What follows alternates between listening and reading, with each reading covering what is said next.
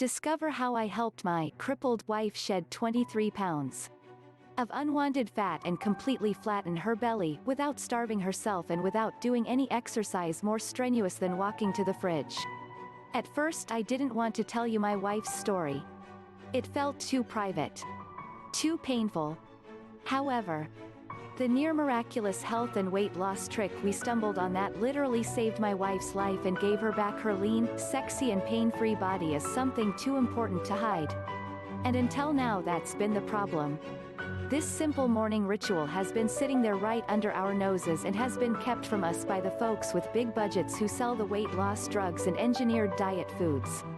However, my wife and I had to hit rock bottom before we discovered the powerful system I'm sharing with you in this story.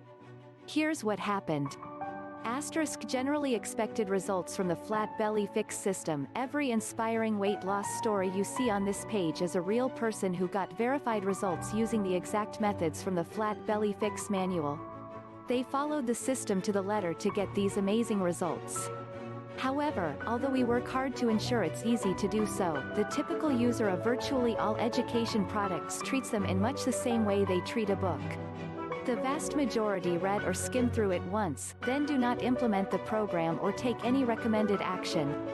If you want results like the folks you see on this page, you will need to follow the exact diet and supplement strategies outlined in our system. Therefore, reports of specific fat loss, muscle gain, abdominal definition, or any positive results of any kind should be understood as the exception rather than the rule. She woke up screaming. That's what I remember the most. That's what broke my heart. That's what forced me to go on the journey that changed everything in my life and the life of thousands of men and women around the world who learned what I'm about to teach you right now. The moment my beautiful, badass wife Tara, a woman who could take down a perp twice her size with nothing but a nightstick, who was the meanest power forward on her college basketball team and who could shut up anyone stupid enough to give her lip with nothing but her cop stare, woke up in a cold sweat, her jaw clenched so tight I thought she would break her teeth. And then screamed so loud I heard ringing in my ear like I was at a heavy metal concert. Tara, baby, wake up. I said. You're okay, you're okay. But she wasn't listening. She was there, again, back in her squad car, watching a telephone pole rush towards her like a speeding train. Bracing for impact. Reliving the moment that ruined our lives. The moment her body became her enemy. The moment I started to lose her. Don't touch me. I'm fat and disgusting and I'm always going to be fat and disgusting. I don't want you to touch me, she yelled when I reached out to hold her, to kiss her, to show her how much I loved her no matter what she looked like. Suddenly I felt a terrible wave of shame rush over me. She was my wife. The woman I promised to protect and take care of.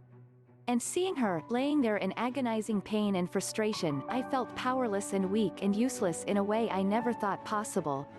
It took over an hour for her to calm down enough to go back to sleep.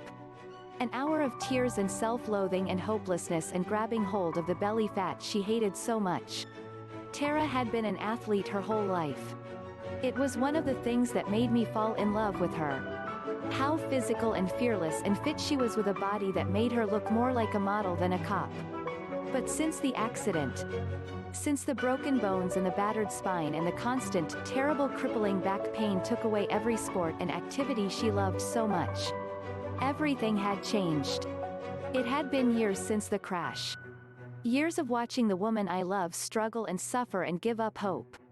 Years of watching her sink deeper and deeper into despair as she kept gaining weight no matter how hard she tried not to. Years of feeling so helpless as my happy, healthy wife became someone else, someone I didn't recognize, someone I'm not even sure wanted to keep living. And now, in her 40s, it's like the battle was lost. The weight just kept coming until she had 196 on her 5 feet 11 inches frame. And the woman who used to face every challenge with a smile seemed to have given up. You have to lose weight, Tara, the doctor had said in a patronizing voice like he was explaining why being overweight was bad to a 5-year-old. Like she didn't already know. Dangerously close to type 2 diabetes, she said with a cynical laugh on the ride home, taking the news as just one more brick in the wall of self-loathing she'd built around herself. One more piece of evidence that her life was over. Just a few days earlier she'd been talking to our daughter about the perfect high school graduation day. Now she was joking about not even living to see it, even though it was 2 years away. That night I lay awake for hours next to Tara, staring at the ceiling and feeling my heart constrict in my chest.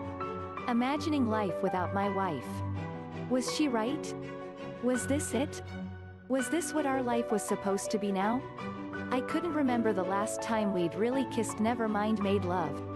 I remembered what her laugh sounded like and felt like I was going to cry, realizing I hadn't heard it in years. Did I really have to watch her suffer like this? I tossed and turned all night thinking of our beautiful daughter finishing high school without a mom. But what could we do about it? We'd tried everything over the years. Everything you can do to lose weight that doesn't involve strenuous exercise. Low carb, low fat, paleo, calorie counting. Not to mention all the fancy diets like Dr. Bernstein, Atkins, Weight Watchers, Herbal Magic, Jenny Craig. We spent thousands of dollars we couldn't afford on the salary of 2 cops and nothing worked. No matter how hard we tried, no matter how much money we wasted, no matter how many nutritionists and specialists we saw, nothing worked. In fact, after every single miracle diet she ended up weighing more than when she started. These extreme diets were putting her body into shock mode, causing her to have uncontrollable cravings that had her raiding the fridge in the middle of the night and sneaking bags of Hershey Kisses. And as the years went by it just got worse and worse. She just got bigger and bigger and sadder, and our marriage became less about love and more about seeing how long we could go without a fight. Lying there, feeling my wife's warm body curled up against me, I knew I could do one of 3 things. 1, I could ignore the thoughts and the fear swirling in my mind. I could watch what was left of the woman Tara used to be fade to be replaced by a shadow with her face. I could watch our marriage crumble to nothing as we headed for the divorce I knew was in our future if we didn't do something. 2, I could get mad and bitter, rage about how unfair it was to have so much taken from us when we both dedicated our lives to serving and protecting others, and go on antidepressants just to get me through the day. 3, or I could make the choice I did. The choice to fight for my wife and our family. The choice to discover the truth about the real cause of weight gain, and how to stay lean and fit into your 40s, 50s and beyond, even if you can't, or just don't want to, exercise. The choice to wake up every morning knowing I had done everything in my power to help the woman I still loved so much live a life as free of pain and as healthy as humanly possible. It was 2 weeks later that the solution literally hit me in the face, and it was one of the most painful experiences of my life. I was working SWAT at the time, rushing to the most dangerous situations in the city, putting my life on the line each and every day. An armed suspect was holding hostages on the top floor of a 20-story building. My job was to lead a team as we rappelled down the side of the building in full gear and hit the guy before he knew what was happening. Well, you know what they say, no plan survives contact with the enemy. We waited for the signal and then rappelled just over the side of the building, our lives literally hanging from one single rappel line. We broke the top 3 windows with a crash and tossed 3 OC pepper spray grenades to subdue everyone inside. And placed another grenade on the deck so the suspect wouldn't come running out and try to escape, or worse yet, throw one of the hostages out, possibly killing him. Just as we were about to enter the building, a massive gust of wind blew a cloud of pepper spray right back into our faces. We were coughing, sniffling, embarrassed and could barely see. But as professionals we still got in there and did our job.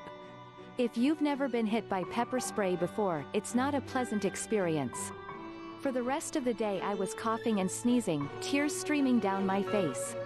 It felt like my body was on fire inside. I could practically feel the heat radiating off me like a furnace, and you can find the information to fix flat belly fast at https://257odushu8wb3r4qp6y8rfs.hop.clickbank.net/